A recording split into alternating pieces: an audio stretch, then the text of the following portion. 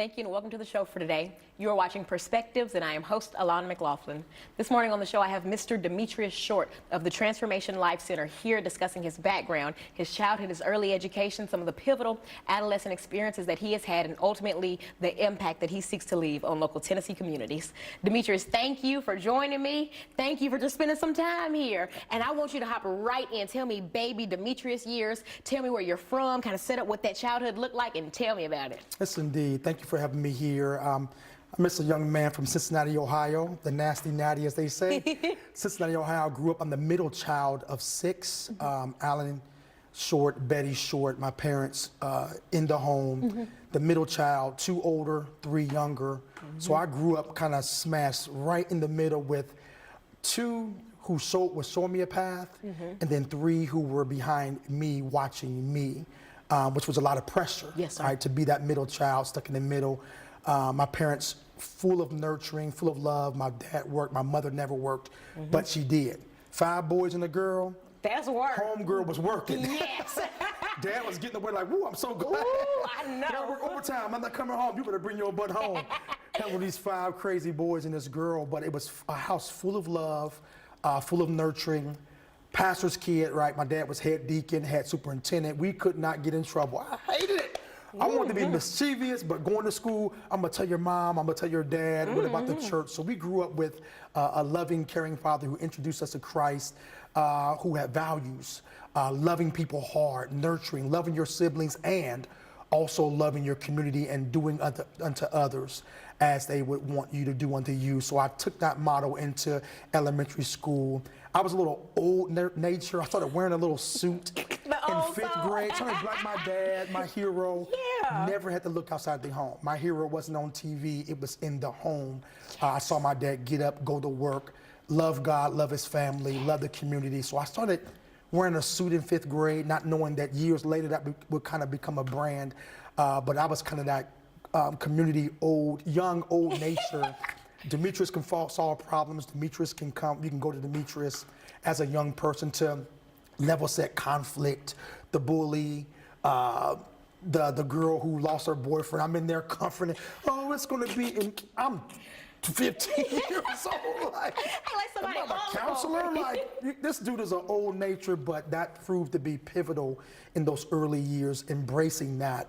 But it made me who I am today. And take me through just keeping that spirit through school, through your adolescence, and this will lead me up to you enrolling at Fisk University. But just tell me what high school looked like, any hobbies, any sports, anything that you were into, but tell me about finding yourself throughout that elementary to high school period. Oh man, I was voted most involved, 3.6 GPA, scholar athlete, football, baseball, basketball, very astute in all 3 of those sports. I was involved in 16 clubs a year. Oh my God. So most involved, and then I received the highest award that any student can receive, being named Mr. Mount Healthy 1992, which was not popularity, but it was based on leadership. So a lot of people can get awards because of popularity. Oh, he looks good, or he's this and that, but it was a vote from the teachers, the community, and the students to model, wow, who should bear this name? And I won that in 1992, again, just showing my astuteness to education. I love sports. I wanted to go play in the league, quarterback, shortstop, point guard. But that 3.6 and those athletics things I thought was going to open the door for me to go to college, at least Division III. At least my parents said, Demetrius, we're not worried about him. He's going to at least go D3, 3.6. Football, baseball, one of those or all of those. Yeah. And they wiped their hands and said, let's work on these other 5. Because those are going to be the ones who are going to say, don't you want to go to school? And so I knew with the academics and with the sports, I believed that was going to be my pathway to success, sports and education. And oh my goodness, God brought me through a storm and a whirlwind that would transform my life.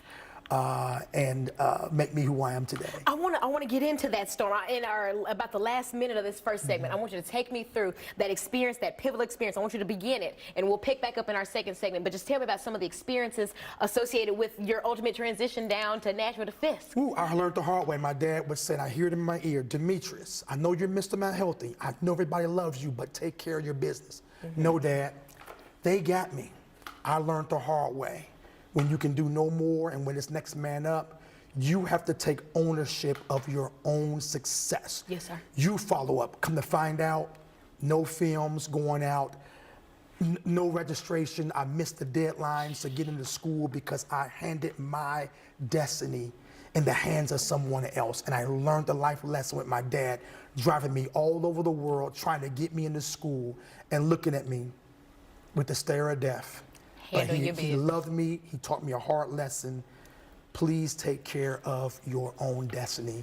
And that's what ended me up at Fisk University with no scholarship. And we're going to pick right back up in our second segment about taking care of your business and ending up at Fisk University. And I encourage viewers to tune into the second segment of Perspectives, where Demetrius and I will return to discuss his early childhood, his background, the work that he does here in Tennessee, and ultimately ways that we can support him.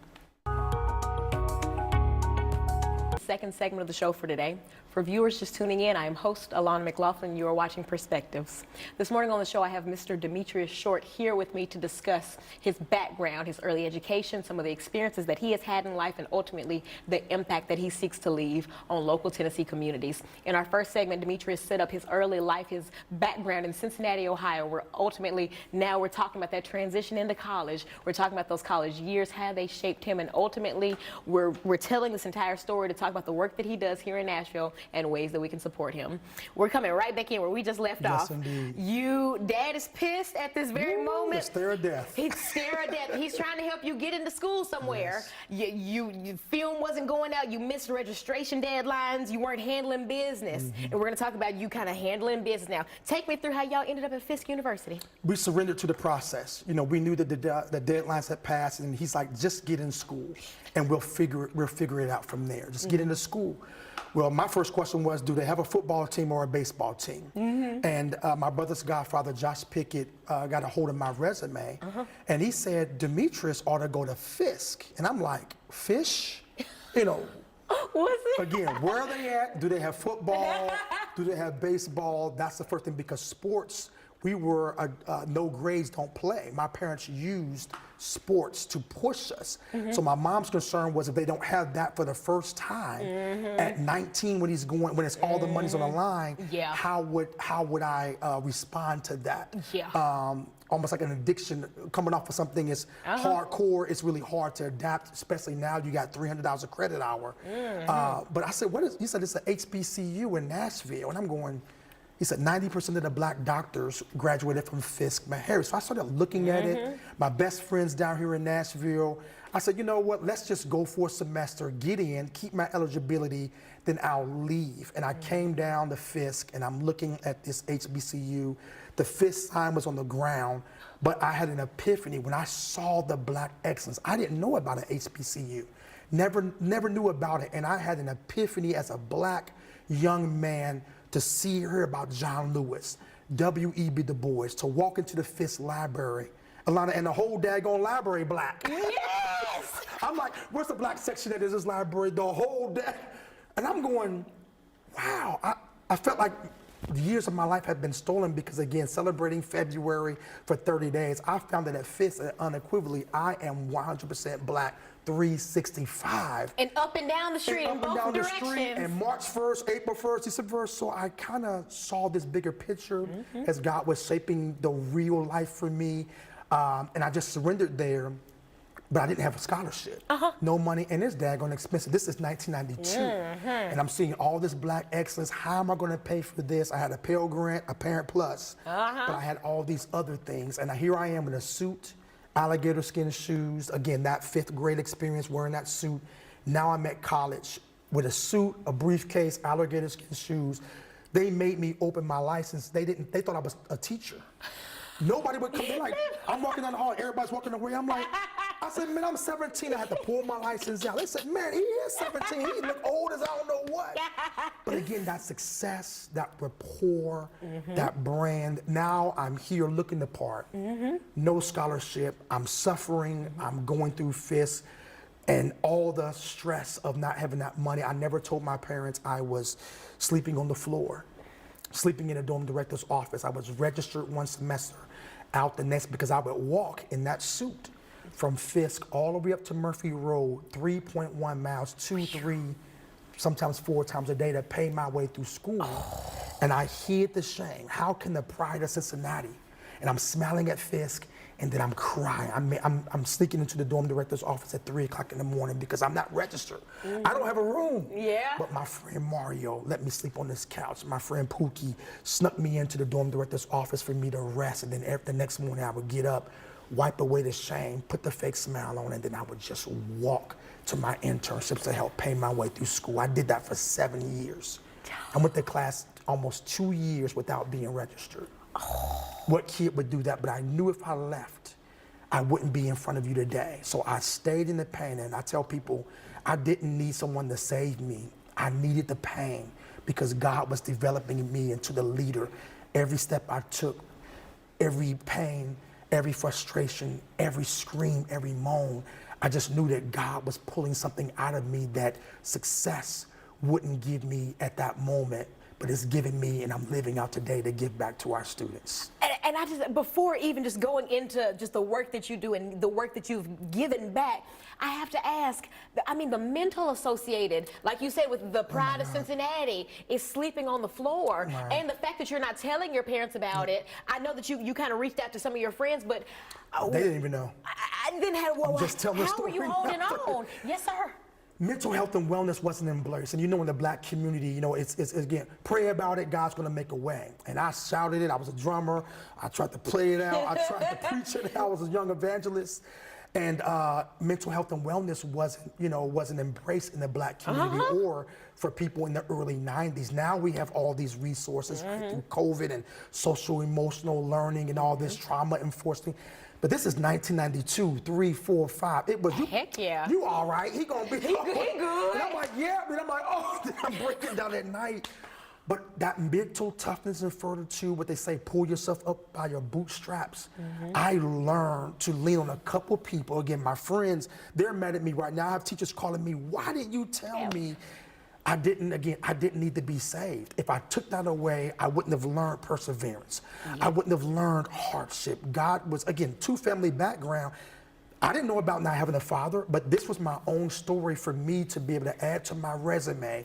Struggle, hardship, perseverance, and hard work. And I wouldn't trade it for anything. So now I'm sharing this story, and people are saying, why didn't you tell me? I said, because if I told you, you would have saved me. I didn't need saving. I am the nonprofit leader. I am the motivational speaker I am today because that's a chapter of my life that has to be in there for me to tell the story and help motivate people to never fall short in life. Demetrius, I am at a loss for words, man, but I have to ask about this last minute of this segment. Take me through, you've just graduated from FISC. What did life look like for you at that point? What did you see yourself doing? I graduated, thank you, Lordy. You know what that means. Not the best. No value. Thank you, Lordy. Thank you, Lordy. Got out with about a 2.6, but I got my dream job with IBM. They hired me. They didn't take the best student. They took the one that was shaped. Moved me to Greensboro, North Carolina. I married my childhood sweetheart, and I came back to FISC, and I walked the same route, now making $67,000 in 1999, a lot of money, and I walked that same route, and tears are streaming out my face. I'm reliving everything I went through. I'm screaming at God, why? And he said, every step you took was a step towards your success, and that's when I committed to birth the nonprofit and vowed to run 3.1 miles in the suit and sneakers. to commemorate my struggle and give hundreds of thousands of dollars to these new age college students. Demetrius, what we're a coming. full circle moment. What a full circle moment. We're coming right back in that third segment. We're talking about the work that you do today, how God has blessed you, how you have blessed Nashville, and oh, you got me rowdy. Yeah, we're coming right back in, man. And I encourage our viewers to tune into the final segment of this powerful episode, and I encourage you all to hear the story, to hear Demetrius's perseverance, and ultimately hear ways that he has given back to the local Nashville community. For viewers just tuning in, I am host Alana McLaughlin. You are watching Perspectives. This morning on the show, I have Mr. Demetrius Short here discussing his life, his pivotal adolescent experiences, pivotal childhood experiences, his education, and ultimately the work that he does in the local Nashville community. If you have not caught the last two segments of this episode, I encourage you to go back and watch it in its entirety, because this story and his testimony is powerful. In this final segment, we're highlighting what current career, what present day life looks like for Demetrius. We're talking about how he has used his experiences to give back to youth in the community, to give back to black communities here in Nashville, to give back to Tennessee. And ultimately, we're talking about ways that we can support him in his work. We're coming right back in. Wow. You have set up a life for me from Fisk University to sleeping on the floor when you weren't able to register or to afford housing. And we talked about perseverance and you making it through. And I just left off, I asked about what life looked like after you had graduated. You started work with IBM. And I want to talk about where Transformation Life Center came from. I want to talk about you running in your suit. I want to talk about the donations that you've given to the local Nashville community. But ultimately, I just want to talk about you in this present day. Yes, indeed. I think, when we look at, when you come out on the other side, I say through is a victory. When you're able to make it through, when you drive by a cemetery and you still have a dash and no number, that's a victory right there. Yes. So I made it through those tough times, but I said, what, as John Lewis says, get in good trouble, necessary trouble. I said, what trouble could I get in and use my struggles as a platform to come back? Again, I'm making $67,000. I could have went on about myself and said, hey, I made it, mama, I made it. But that's not in the DNA of me and what my father taught. My grandmother selling sweet potato pies that buy me that calculator that I still have today in 1992 to see her first grandchild go through. It's mustering up the courage to say, now that I've made a little bit of success, how can I come back and move forward by giving back? So I came back to Fisk. I had the epiphany of God showing me every step. Use your feet. I said, how can I use my feet? I made a vow to God that I would run in a suit. I created a 5K race, created the foundation, the nonprofit, and I showed up in 2010 on the Jubilee Bridge with about 110 students. People looking at me like, what is this crazy nut doing? And I came around the corner in a suit, and Metro Police was like, what the heck is this black man doing? And I come to the line, but when I saw the expressions on the cop's face, they didn't know the story, but they saw something pivotal. This man is giving back. And I ran that 5K race, and I call it commemorating my struggle to help others succeed. So that's when the nonprofit was birthed. We switched it from a 5K race because the students were saying, thank you for the scholarship, thank you for the money, but you now as Young Alumni Chairman, now I'm Young Alumni Chairman at Fisk University, helping these amazing students matriculate through school, crying and cussing and fussing. No, you can make it. How do I know? Because I did. God gave me that position as Young Alumni Chairman, and we began to create a mentoring program connecting current students to alum. I was the bridge from a future doctor connecting to a Fisk doctor to create that knowledge and that bridge to say, here's what the book is teaching you, but here's how to do it in the real world. We're not against education. We supplement the knowledge of the books because there's nothing like real life experience. And then that grew and became Transformation Life Center, where we have a mission, 3 words: ignite, inspire, and transform. It's igniting purpose, finding out who you want to be early on in life. Kid cutting grass, maybe he can be an entrepreneur. Kids always on a tractor, farming, agriculture. Kids are telling us more than we're seeing what they can really be. Little Johnny want to be Hulk Hogan, right? The next week he want to be a doctor. Kids change. But how do we ignite purpose and then inspire success? After we find out what they want, then it's creating the inspiration and the incubation center for that to be expired, right? To be spoken into. You can become a doctor. It might be tough, but we surround them with the right social, emotional, emotional environment for us to speak into their lives. What I needed, right? Sleeping on that dorm at 3 o'clock in the morning with tears in my eyes, I needed somebody to speak into me. Yes. So we provide that inspiration, and guess what? Then they transform. They become the future Alanas, the future Demetrius, the future John Lewis, the future Shirley Chisholms. And that's how they become what we feel they can be, the future leaders in Nashville. So our mission is cultivating future leaders and a highly capable workforce to positively impact Nashville and the world. That's our mission, and we have several programs that let us do that. It is the Pathway to Success Leadership Academy. Life ain't straight. There's hills, there's valleys, there's curves, and even what? Dead ends. Yeah. How do we help children pivot when you're going through a traumatic situation? Yes. You pull up, you reach out to a mentor, a coach, a teacher, and we help you pivot. So creating a pathway to success is our leadership academy, where we're teaching kids about workforce development, job preparedness, LinkedIn, how to recover from a social media disaster, how to overcome from things you made mistakes, right? We interviewed Larry, and people make mistakes. I made a whole lot, but these mistakes do not have to define you, because it's part of your pathway to success. So those college students graduate, they come back, and then they give back to our younger program, which is called our beloved Brown Boys Read Initiative, where we're taking little black and brown boys in 3rd through 5th grade, and we are inspiring the love of reading through the love of running to help black and brown boys improve reading proficiency, outrun childhood obesity, and live healthier and fuller lives. As a marathon runner, we know that boys can struggle. Literacy is a disease. Check the stats. Literacy is not improving, and when you can't read, it opens up the door to so many other things.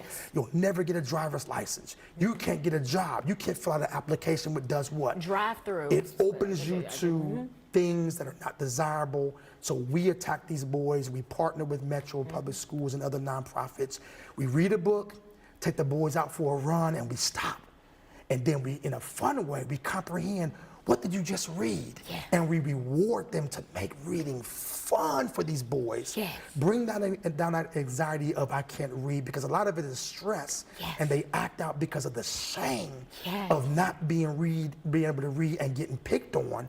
We remove that by bringing men and women over. We run, we read, and guess what? After 10 weeks, they run the Brown Boys Read 5K.